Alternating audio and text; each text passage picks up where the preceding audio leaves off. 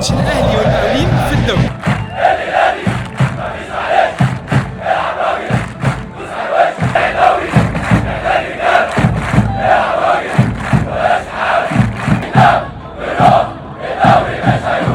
كريم فؤاد ده من اكتر اللعيبه في حياتي اللي بشوفها مش محظوظه اطلاقا، ربنا يكون في عونه. 25 دقيقه من الشوط الاول لحد دلوقتي الاهلي مش خطر قوي، ماسك كوره بس لازم يبقى اكتر من كده عشان يجيب الاول.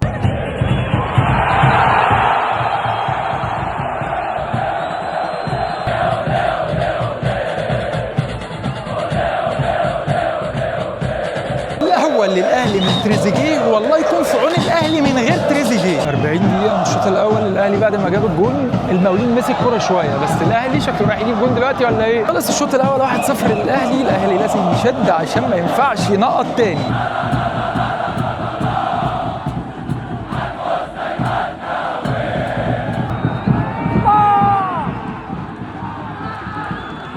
كده هيجرى لهم حاجه في المقاولين العرب بعد الجول. لغى الجون اوفسايد. عيب عليك.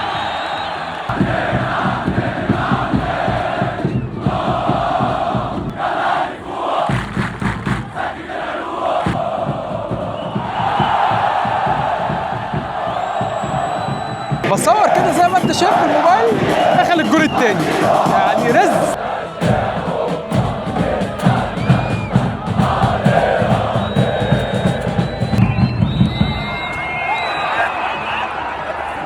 الذهاب هتعملها وترجع في اخر 10 دقايق ولا ايه؟ 9 دقايق وقت بدل ضايع والاهلي وحش وحش وحش. ايوه كده، ايوه كده. التالت انا متاكد ان التالت ده اللي جابه بالعمدي مش الشحات خالص، خدها مني.